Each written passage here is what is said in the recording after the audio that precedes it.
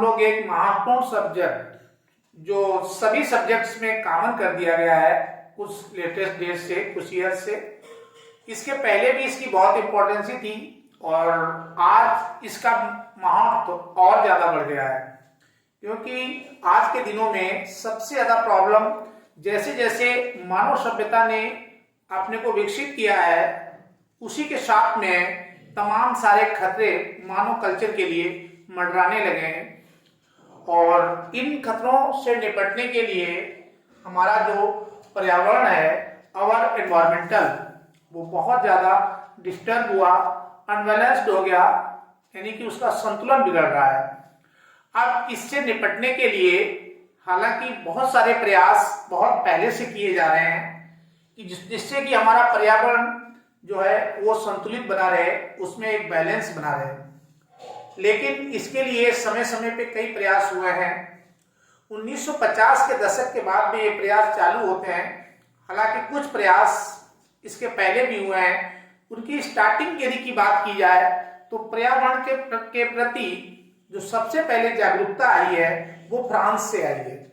Environment के विषय में जब बात होती है या पर्यावरण के विषय में जब बात हो तो पर्यावरण शब्द भी फ्रांस का ही है। इन्वायरनल से ही इन्वायरमेंट बना है और जिसका अर्थ होता है पड़ोस, अर्थात हमारे अड़ोस पड़ोस जितनी भी चीजें हैं जिनसे हम चारों ओर से घिरे हुए हैं, वही हमारा पर्यावरण है। अब बात आती है कि हम किन चीजों से घिरे हुए हैं, तो देखिए वायु हमारे चारों ओर रहती है, जिसपे हम चलते फिरते हैं, वो भूमि जिसको हम स्थल मंडल कहते हैं वो हमारे साथ रहता है। उसके बाद में वायु हो गया, भूमि हो गया, जल जिसके बगैर कोई भी जीव का जीवन संभव नहीं है, जल हो गया, तो जल मंडल, स्थल मंडल, वायुमंडल और सभी जीवों का एक मंडल जिसे जैव मंडल कहते हैं। ये समस्त चीजें जो एक कनेक्टिंग पार्ट है, ये हमारा पर्यावरण है जो हमारे इर्द गिर्द हमेशा घूमती रहती है। इसी को लेकर के इन्वायरमेंट को पहले से जो जैसे जैसे क्वेश्चन आपके एकेडमिक या कंपटीशन स्टैंडर्ड पे आजकल पूछे जा रहे हैं, इसका क्रेज निश्चित रूप से हर सब्जेक्ट से ज्यादा कहीं इंक्रीजमेंट हुआ है। पर्यावरण जितना ज्यादा बढ़ाया गया है, इनको जितना एक तो देश लेवल पे कहें, एक ग्लोबल लेवल यानी कि इंटरनेशनल लेवल पे सबसे ज्यादा यदि कोई सब्जेक्ट में ग्रोथ हुई है तो वो पर्यावरण है, इन्वायरमेंट है। इसलिए इसको जानना और इसी साथ, हालांकि पहले ज्योग्राफी का पार्ट हुआ करता था, अब इसको साइंस में इंक्लूड कर लिया गया है, तो इसको साइंस में भी पढ़ना पड़ता है ज्योग्राफिकल पार्ट के साथ साथ। अब इसमें चलिए समझते हैं कुछ स्टेप वाइज जो हमारे एकेडमिक लेवल और कंपटीशन लेवल दोनों के काम आ सके। कुछ हमने इस तरीके से यहाँ पे एक चार्ट को डिजाइन किया है। इसी चार्ट के अंतर्गत हम आपको यहाँ पे पढ़ाएंगे भी, जिसमें academic and competition both included है, दोनों को इंक्लूड किया गया है। देखिए सबसे पहले बात आती है, ये हमारा पर्यावरण की बात हो रही है, आवर एनवायरनमेंट के नाम से जाना जाता है, तो हमारा पर्यावरण आवर एनवायरनमेंट। अब क्या है हमारा पर्यावरण, तो इसका हमें क्या क्या चीजें जाननी पड़ती हैं। सबसे पहले इसमें हमें समझना पड़ेगा इसकी परिभाषा एवं अर्थ।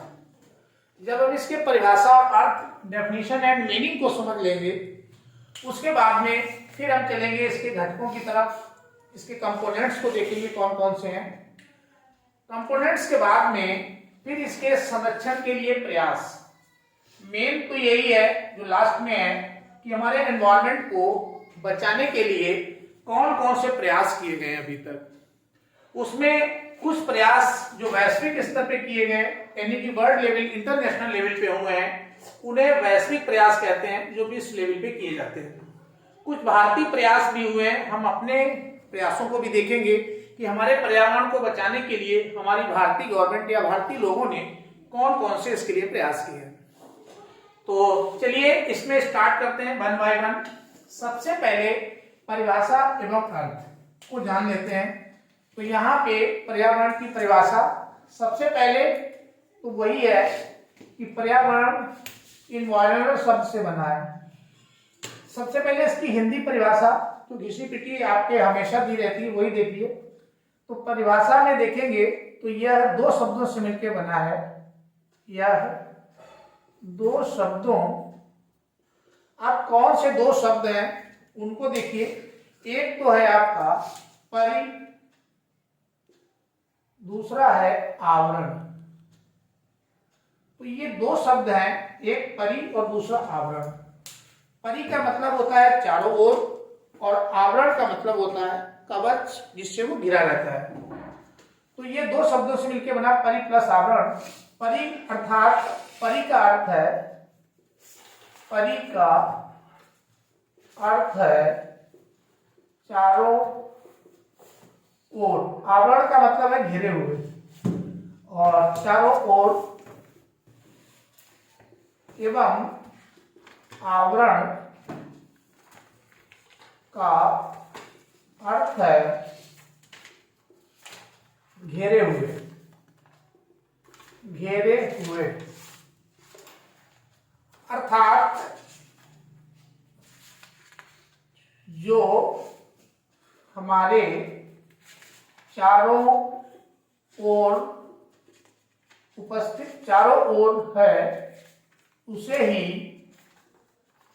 ही हम अपना पर्यावरण कहते हैं।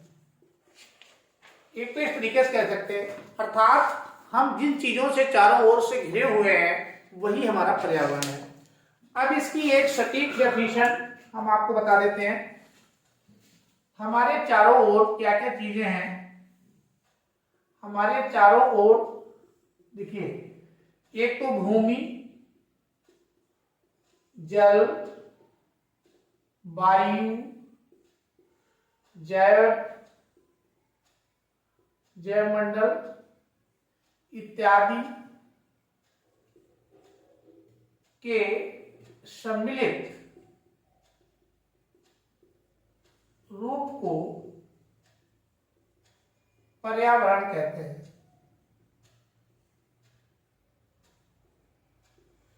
तो जो हमारे चारों ओर है, जिससे हम घिरे हुए हैं, कौन कौन सी चारों ओर चीजें हैं।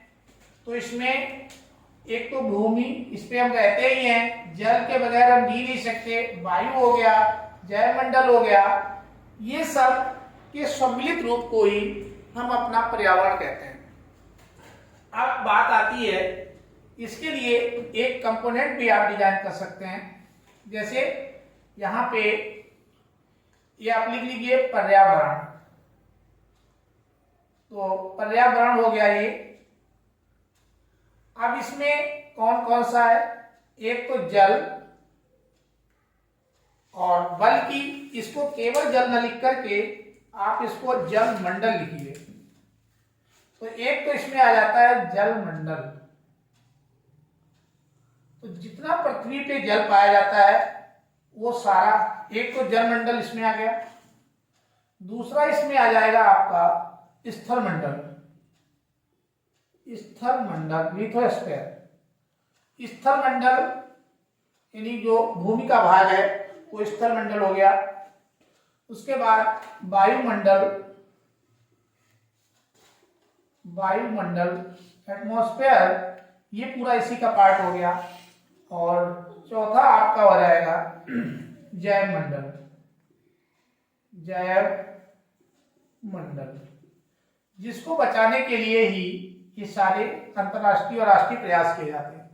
तो यहाँ पे एक पर्यावरण को सिंपल समझने के लिए हम किन चीजों से घिरे रहते हैं, परि मतलब चारों ओर, आवरण मतलब घिरे हुए हैं। तो जो हमारा, हम किससे घिरे हुए हैं, जल मंडल से, जैव मंडल से, स्थल मंडल से, वायुमंडल से। अर्थात ये सम्मिलित रूप में इन्हीं को हम पर्यावरण का नाम देते हैं। तो यहाँ पे ये चीज आपकी स्पष्ट हो जानी चाहिए। जल मंडल में समस्त जल आ जाएगा, चाहे वो नदियों का जल हो, समुद्र का जल हो, पहाड़ों का जल हो, या फिर वायु में उपस्थित जल। ऐसे जो जैव मंडल है, समस्त जीवधारी आ जाते हैं, चाहे वो पेड़ पौधे हो, जीव जंतु हो, वो सब इसमें आ जाएंगे।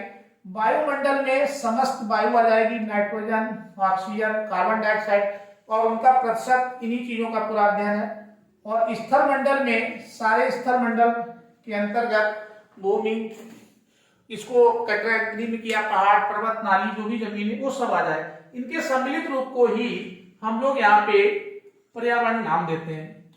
तो अब आपको इसका अर्थ एवं परिभाषा क्लियर हो गई होगी। और पर्यावरण इन्वायरनल शब्द से बना है। एक चीज ध्यान रखिएगा, जिसका अर्थ होता है पड़ोस।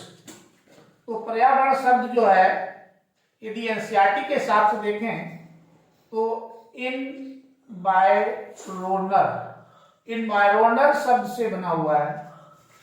तो इन्वायरनल शब्द से बना है और इन्वायरनल का अर्थ होता है पड़ोस। तो इसका अर्थ है पड़ोस। तो पड़ोस, तो हमारे जो भी पड़ोस में है, अगल बगल, वो सब हमारा एनवायरनमेंट है। तो ये चीज आपकी यहाँ पे स्पष्ट हो गई है। आप चलते हैं पर्यावरण के घटक की ओर। क्या होते हैं पर्यावरण के घटक? Component of environment. कितने कितने कंपोनेंट्स में इसको डिवाइड किया गया है। तो घटक को कहते हैं कंपोनेंट ऑफ एनवायरनमेंट। तो पर्यावरण के घटक में एक सिंपल डिवीजन किया गया, क्योंकि एक कुछ चीजें ऐसी पाई जाती हैं जो जीवित हैं और कुछ ऐसे पाए जाते हैं जो अजीवित हैं, यानी कि नॉन लिविंग। लिविंग और नॉन लिविंग के कॉम्बिनेशन से ही मानव सभ्यता ले लीजिए या कोई भी जीवधारी को यहाँ पे जीवित रह पाना संभव है। तो इसलिए इसके जो पहले घटक हैं वो जैविक घटक, यानी कि आपके बायोटिक कंपोनेंट है। बायोटिक कंपोनेंट, तो ये बायोटिक कंपोनेंट जिसको हम जैविक घटक कहते हैं। और दूसरा इसमें जो आ जाता है आपका, वो आपके अजैविक अबायोटिक कंपोनेंट। तो अबायोटिक कंपोनेंट ये आपके अजैविक घटक में आ जाते हैं। तो ये दो टाइप के हैं, एक बायोटिक और अबायोटिक।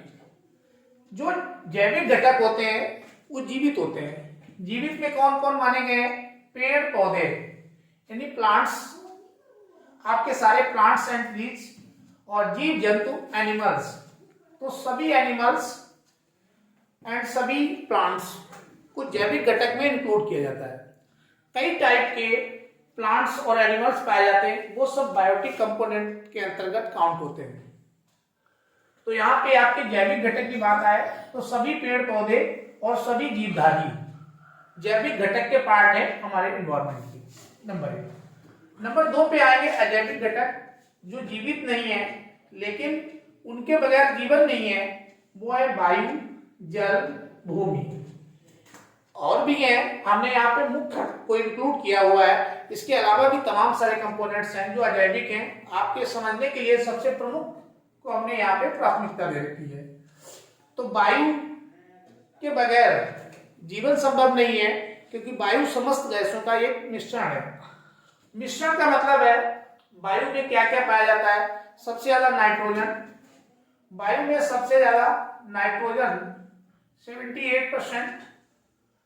नंबर 2 ऑक्सीजन का ही है। अब कुछ कम हो गई है, वैसे 21% कहते हैं, लेकिन कुछ घट गई है, तो 20.9% बची है। तीसरे नंबर पे CO2 आ जाती है, जो आपकी 0.3% है। इसकी मात्रा बढ़ रही है और यही हमारे लिए खतरा का कारण है। तो ऐसे कई सारी वायु का मतलब गैसों का मिश्रण है, उनका पूरा स्टडी यहाँ पे करते हैं। ये सब के सब हमारे अजैविक कंपोनेंट यानी अबायोटिक कंपोनेंट के अंतर्गत काउंट होते हैं। अब उसके बाद में इसको हमने फर्दर क्लासिफाई तो अभी नहीं किया है, लेकिन यहाँ पे एक और आपसे पार्ट पूछ लिया जाता है घटक में कि प्राकृतिक घटक कौन से होते हैं और मानव निर्मित घटक क्या है। तो प्राकृतिक घटक की जब बात करेगा तो देखिए, इसमें पेड़ पौधे भी नेचर ने बनाए हैं, प्रकृति ने बनाए हैं, ये कोई मानव ने नहीं बनाए। तो ये इस प्रपंच से पेड़ पौधे, जल, वायु, ये सब की सब प्राकृतिक नेचुरल मॉडिफाइड है, नेचर के द्वारा बनाए गए हैं। तो नेचर मेड है। तो प्रकृति के द्वारा बनाई गई समस्त चीजें प्राकृतिक घटक में ली जाती हैं। जितनी भी चीजें मानव ने नहीं बनाई हैं तो वो प्राकृतिक ही हैं, तो इसलिए उनको हम लोग प्राकृतिक घटक के अंतर्गत काउंट करते हैं। तो उसमें ये सब आ जाते हैं, चाहे वो जैविक हो चाहे अजैविक हो। यदि नेचर ने बना रखे हैं तो वो प्राकृतिक में आ जाएंगे। ऐसे मानव निर्मित की बात करेगा तो मकान हो गए, सड़क हो गए, ट्रेन हो गया, पुल हो गया, तो तमाम पुल वगैरह जो है ये कोई नेचर ने नहीं बनाए, ये मानव के द्वारा निर्मित है। तो मानव ने इसको काफी कुछ अपने एनवायरनमेंट में परिवर्तन किए हैं, कुछ लाभदायक हैं और कुछ हानिकारक भी हुए हैं। तो ये समस्त जो मानव के द्वारा निर्मित किए गए हैं वो सब मानव निर्मित घटक हैं या मानव निर्मित पर्यावरण का भाग है। घटक की जगह पे आप यहाँ पर्यावरण भी कह सकते हैं। उसके बाद में वो वाला प्रयास, संरक्षण के लिए जो प्रयास किए गए, उससे पहले हम आपको परतंत्र जो बोर्ड एग्जाम्स के लिए ज्यादा महत्वपूर्ण है, पहले उसको बता देते हैं कि परतंत्र क्या होता है। देखिए, अभी हम बात कर रहे थे जैविक और अजैविक। जैविक में पेड़ पौधे हैं, जीव जंतु हैं, अजैविक में वायु है, जल है, भूमि है। आपको क्या लगता है यदि अजैविक चीजों को हटा दिया जाए तो क्या ये जैविक वाले चीज संभव है? कभी भी संभव नहीं है, क्योंकि दोनों के कॉम्बिनेशन, दोनों के आपसी पारस्परिक जो है संबंध, इनके जो म्यूचुअल रिलेशन है, उसी से ये दोनों का जीवन संभव है, खासकर जीवधारियों का। इसलिए इन दोनों की जैविक और अजैविक की जो पारस्परिक क्रिया है, जो आपसी संबंध है, उसी को परतंत्र कहा जाता है, इकोसिस्टम कहा जाता है। तो इकोसिस्टम का मतलब है जैविक और अजैविक घटकों का पारस्परिक संबंध। तो यहां पे हम शॉर्टकट में थोड़ा सा लिख दे रहे हैं, जैविक तथा अजैविक घटकों की पारस्परिक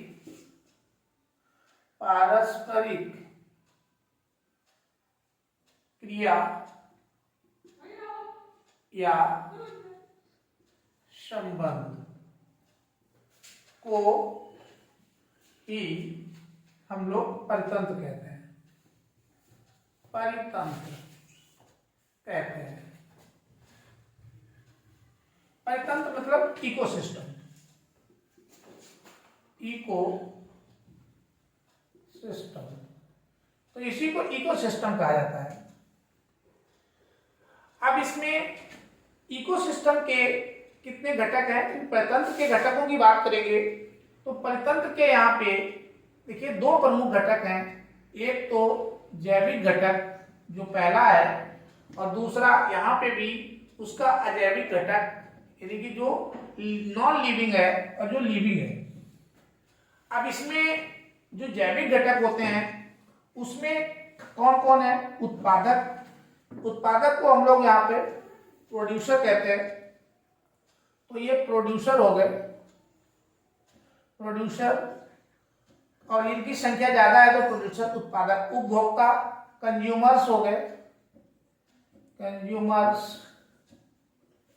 उत्पादक का काम है उत्पादन करना और कंज्यूमर्स, उपभोक्ता का काम है उसका उपभोग करना अर्थात खाना। और अपघटक का काम है उनका विघटन करना, अपघटन करना यानी डिकम्पोजर, डिकम्पोजर्स।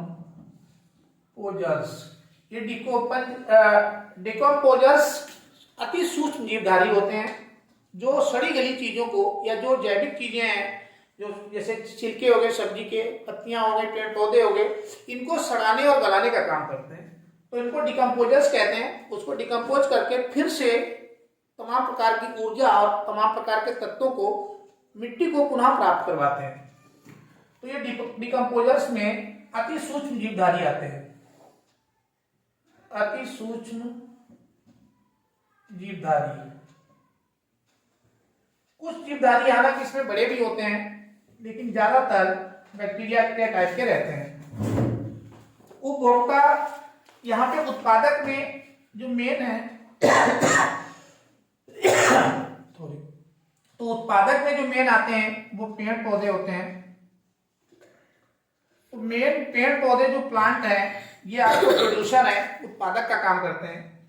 और उपभोक्ता में एनिमल्स आ जाते हैं, और उपभोक्ता भी कई टाइप के हैं। तो इसमें कुछ तो प्रथम उपभोक्ता है, प्रथम उपभोक्ता यानी प्राइमरी कंज्यूमर्स, द्वितीय उपभोक्ता,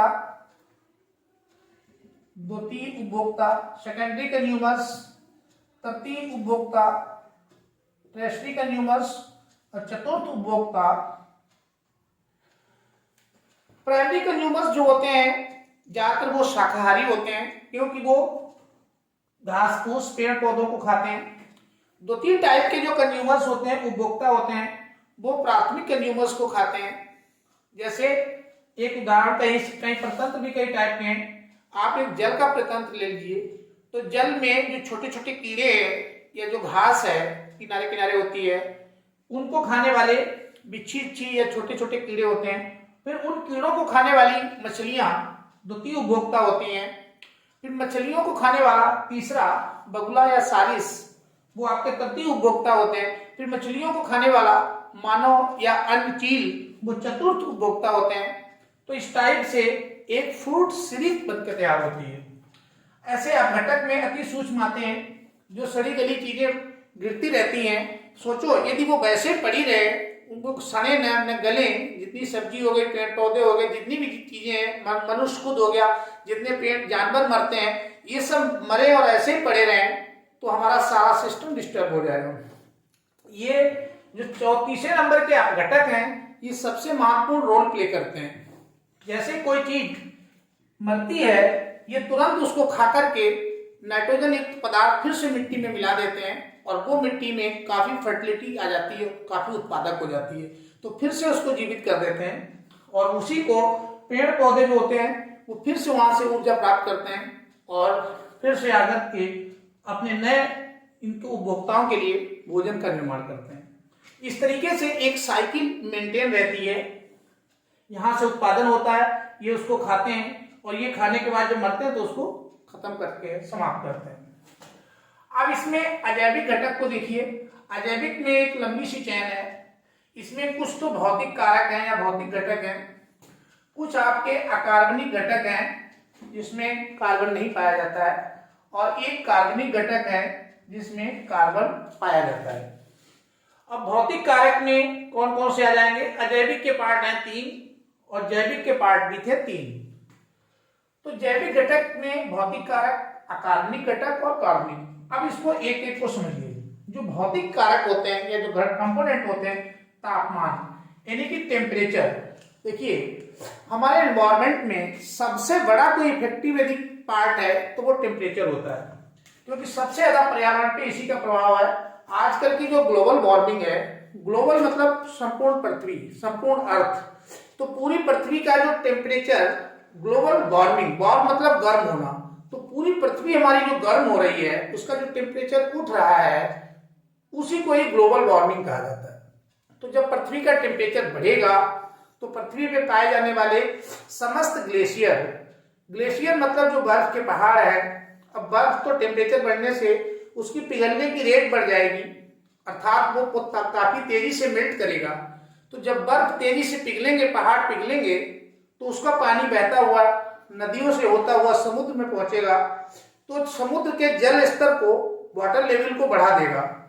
तो जो समुद्र का लेवल ऊपर को उठेगा तो समुद्र के किनारे बसी हुई समस्त मानव जातियां पानी में जलमग्न हो जाएंगी, तो धीरे धीरे करके वो ऊपर की तरफ भागेंगी।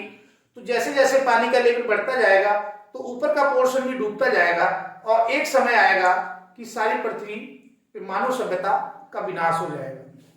इस तरीके से ग्लोबल वार्मिंग जो है मानव प्रजाति या समस्त जीवधारियों के लिए सबसे बड़ा खतरा बनी हुई है।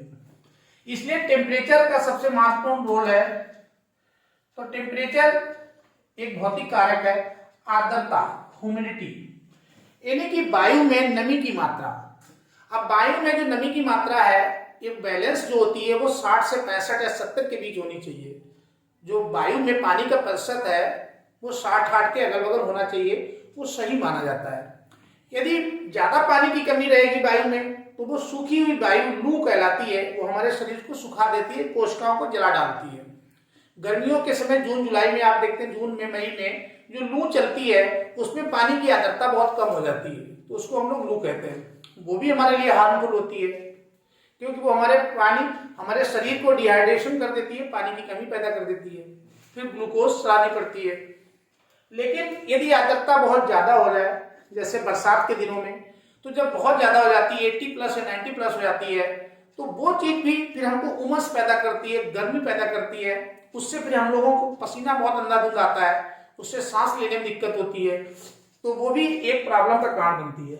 ऐसे प्रकाश तमाम सारे पौधे ऐसे हैं जो सूर्य के प्रकाश में ही अपना भोजन बनाते हैं और फिर वही जाकर के आगे तमाम उपभोक्ताओं को प्रदान करते हैं। तो लाइट का भी महत्वपूर्ण रोल है, क्योंकि पृथ्वी पर जो सबसे बड़ा ऊर्जा का स्रोत है वो सूर्य ही है, उसके बाद में ही सारे दूसरे नंबर पे आते हैं। तो इसलिए लाइट का भी यहाँ पे बहुत बड़ा रोल है। वायुमंडलीय दाब, देखिए वायुमंडलीय दाब नहीं होगा तो हमारे मांसपेशियों में जो प्रेशर है ये मेंटेन बैलेंस नहीं हो पाएगा।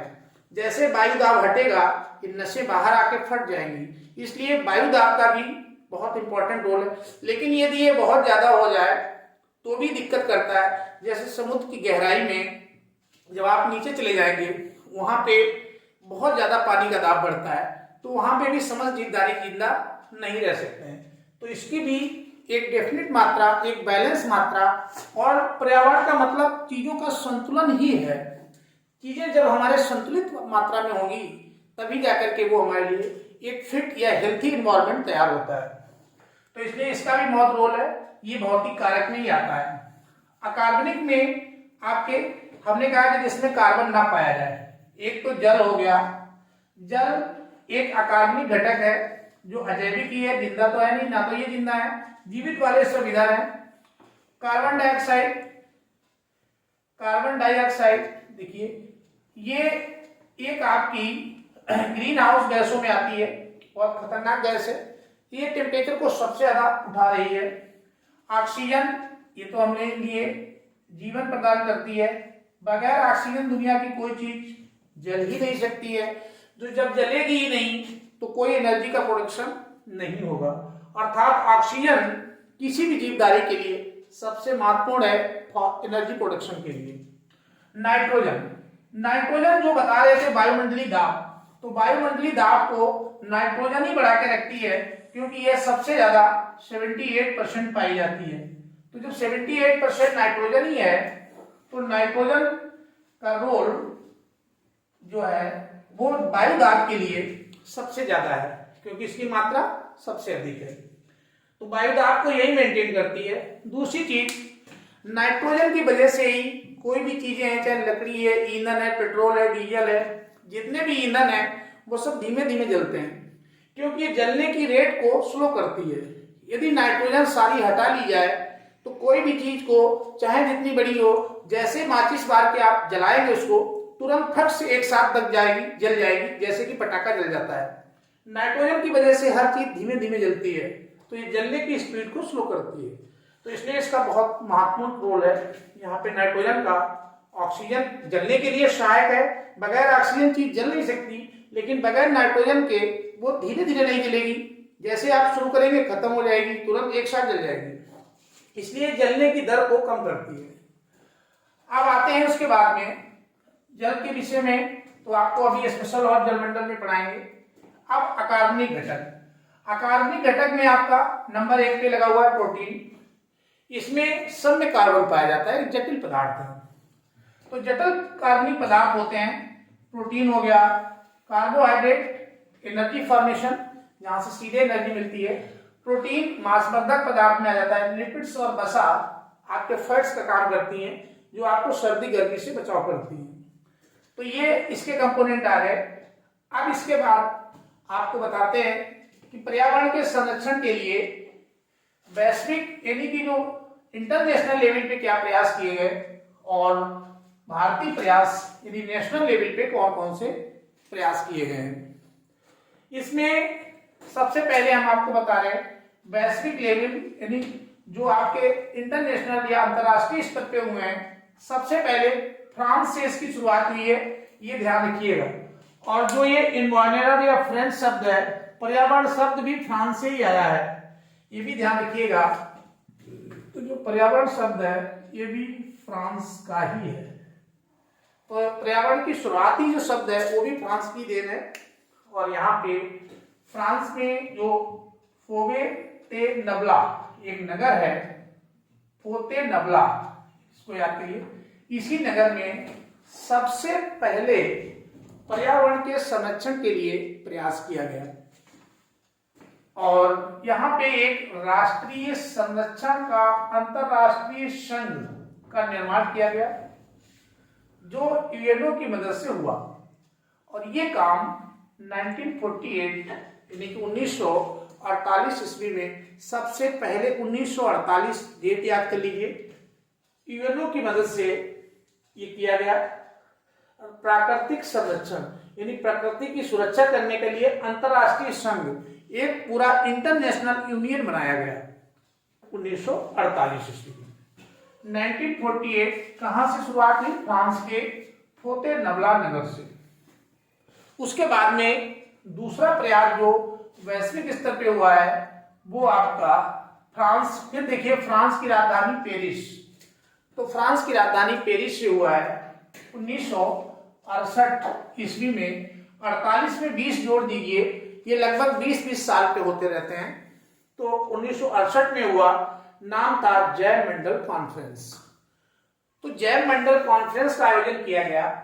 और इस जैव मंडल कॉन्फ्रेंस में UNO, United Nation Organisation, WHO, World Health Organisation और आईयूसीएन की मदद से ये संपन्न हुआ। इसके बाद में भी कई प्रयास हुए। स्टॉकहोम में 1972 में, स्वीडन में 5 जून ये चला, सम्मेलन चला। और ये 5 जून से 12 जून तक चला था। और 5 जून से 12 जून तक पर्यावरण को बचाने के लिए एक बहुत बड़ा सम्मेलन 1972 ईस्वी में हुआ। इसी के ठीक नीचे बताना था लेकिन मैंने छोड़ दिया। और वहीं पे स्थापना की गई थी 5 जून पर्यावरण दिवस की। उसके बाद में देखिए एक ये 1970 है। 1970 ईस्वी में एक माल्थस आए थे, माल्थस का जनसंख्या सिद्धांत। यहीं से सबसे पहले पर्यावरण के प्रति लोगों की जागरूकता बहुत तेज हुई, क्योंकि इन्होंने 1970 में माल्थस ने एक सिद्धांत दिया, जनसंख्या का सिद्धांत। इसमें इन्होंने साफ साफ लिख के कहा कि जो पॉपुलेशन थ्योरी थी उसमें इन्होंने लिखा कि पृथ्वी पर जो प्रलय होगा या जो लोग मानव सभ्यता का विनाश होगा वो जनसंख्या और खाद्य आपूर्ति, जनसंख्या जिस स्पीड से बढ़ रही है, खाद्य आपूर्ति हम लोग उस तरीके से नहीं उतनी पैदा कर पा रहे हैं भोजन, तो उसी की वजह से होगा। तो ये 1970 में माल्थस का जनसंख्या सिद्धांत आया। उसमें उन्होंने स्पष्ट किया कि अगली बार में सभ्यता का विनाश, मानव सभ्यता का विनाश जो होगा वो इसी के कारण से होगा कि जनसंख्या इतनी तेजी से बढ़ेगी, जनसंख्या और भोजन में असंतुलन पैदा होगा और ये सभ्यता का विनाश होगा। उस समय से, इसी के बाद से बहुत तीव्र प्रयास किए गए जनसंख्या को मेंटेन करने के लिए। 1970 में तुरंत क्लब ऑफ रोम यानी कि सारा क्लब में इस पे चिंता जाहिर करके बहुत बड़ा प्रयास किया गया। और उसके बाद पृथ्वी सम्मेलन जो है आपका 1992 में हुआ, उसे रियो डी जेनेरो ब्राजील की राजधानी में। और इसके बाद फिर क्योटो सम्मेलन हुआ, क्योटो प्रोटोकॉल और एक आपका मेस्ट्रियल समझौता। ये नेक्स्ट वाले में हम आपको और क्लियर करेंगे। उसके बाद में कुछ भारतीय प्रयास देखिए। भारतीय प्रयासों में हमने यहाँ पे आपको कुछ लिख रखे हैं, देखिए कैसे कौन कौन से हैं। भारत की तरफ से जो पहला प्रयास किया गया, पर्यावरण एवं वन मंत्रालय अधिनियम 1985। इंडिया में इसकी स्टार्टिंग 1885 से होती है। सबसे पहले वन मंत्रालय बनाया गया, अधिनियम मतलब एक कानून पारित किया गया 1985 ईस्वी में।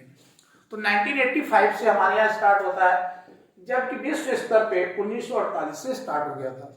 हम लोग हर मामले में पीछे रह जाते हैं। तो इन्वायरमेंट में भी हम काफी पिछड़ गए थे। उसके बाद पर्यावरण संरक्षण, ये संरक्षण शब्द लिखा हुआ है, संरक्षण। पर्यावरण संरक्षण अधिनियम हमारे यहाँ जो भारत में पास किया गया वो 1986 में पास हुआ। तो पर्यावरण एक कानून बना दिया गया, तो पर्यावरण संरक्षण अधिनियम 1986 आया। उसके बाद फिर राष्ट्रीय वन नीति, ये एक महत्वपूर्ण है जो 1988 में आई। तो भारत में राष्ट्रीय वन नीति लगातार जो प्रयास हुए नहीं, लेकिन जब हुए तो लगातार हुए। 85, फिर देखिए उसके बाद में 86, फिर 1987 छूटा है, फिर 88, फिर उसके बाद 2002 जैव विविधता, फिर उसके बाद में 2010 में एक एनजीटी लास्ट में आया है। तो यहाँ पे ये 3 में राष्ट्रीय वन नीति आई। राष्ट्रीय वन नीति 1988 में आई भारत में, और उसमें ये कहा गया कि जो जो जंगल है, जो वन है, इनका प्रतिशत 33% होना चाहिए। यानी पृथ्वी में जैसे 100 बीघा जमीन है, तो 100 बीघे में 33 बीघे पे पेड़ पौधे यानी कि बाग बगीचा होना चाहिए। तो ये राष्ट्रीय वन नीति आई, तब से जंगलों को काटने पे रोक लगा दी गई। फिर जैव विविधता संरक्षण अधिनियम 2002, भारत में जो जैव विविधता यानी सभी प्रकार के जीवधारियों को बचा के रखना हमारी एक रिस्पॉन्सिबिलिटी है, अन्यथा असंतुलन पैदा हो जाएगा।